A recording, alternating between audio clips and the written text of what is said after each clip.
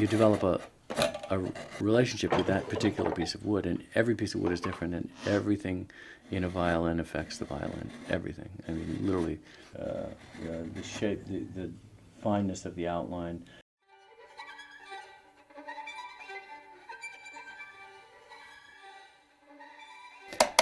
I started when I turned 50. I got the bug to play the violin because my son was playing it. He was taking lessons, I thought. And but then as I kept playing it, I kept having problems with things. Well, this doesn't sound that great. Well, this should be better. You know, this E string isn't sounding that good. And I wanted to fix it because I'm a tinkerer. You know, and I like to take things apart and put them back together and find out what's going on. And so I got a cheap violin at a flea market, and I took it apart and I, read some stuff somewhere and I thinned out the top and put all that together, and it sounded good.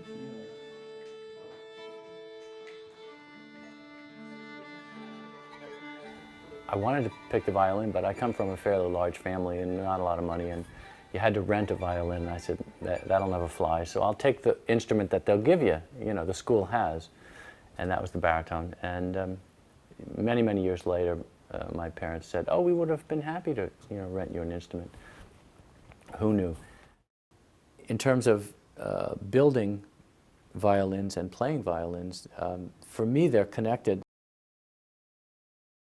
I've always been a musician ever since I can remember. I mean, there's always been music in my head that doesn't stop. Then somewhere around 7th grade, the guitar, my cousin came to town and gave me a guitar and showed me 3 chords, and no one saw me again for like 6 hours, and it kind of took off from there.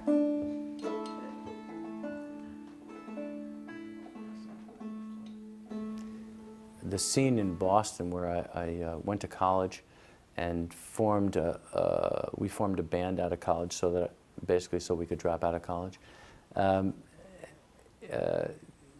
There was a number of opportunities for just jamming with friends.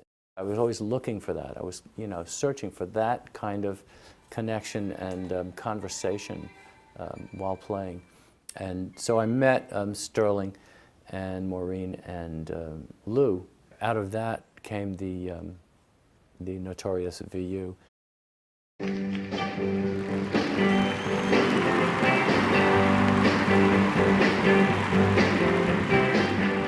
I was just, practicing guitar, trying to get better, looking around for the next thing. And John and Lou had a big argument, and John was leveraged out of the group, and they needed somebody who could, come in.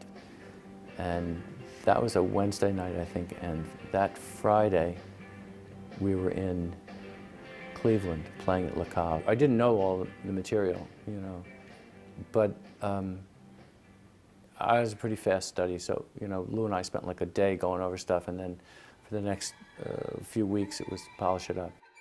We were playing at Max's when he left, and in fact nobody in the band knew. Sesnick knew ahead of time, but nobody in the band knew until the first night of the week that he didn't show up. When Lou initially left, it was kind of exciting because I got to do 2 things I hadn't done a lot of before, and one was to sing lead, and the other was to play the guitar. But with Lou not there, there was a strong center was gone, and it was less focused.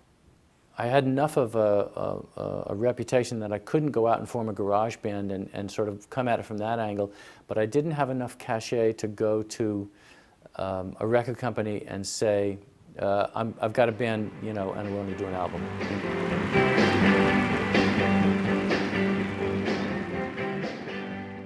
I stopped playing music for many years. I stopped playing out. And there was a time when I didn't even play, my guitar sat in the case for many, many months.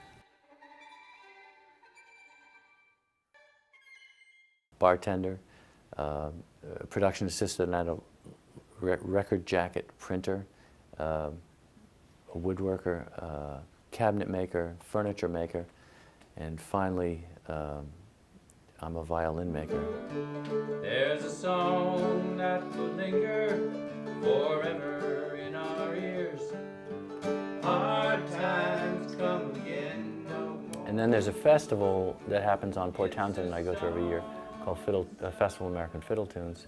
I happened to play one night with Carrie Lung, and then one night with Tom.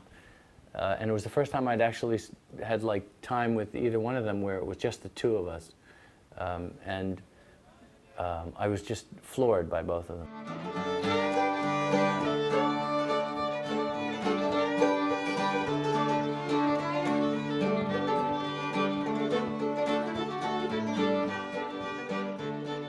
The thing about Red Dog is that nobody has an agenda other than to be with the other people and to make a musical connection and play tunes together.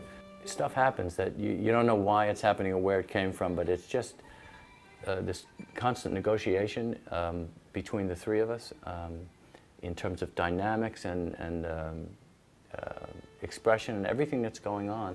And it's all based around a very simple song. What I'd hope to get out of the Velvets and every band that I've ever been in is a sense of the connection. It's the thing that I set out to find in playing in bands a long, long time ago.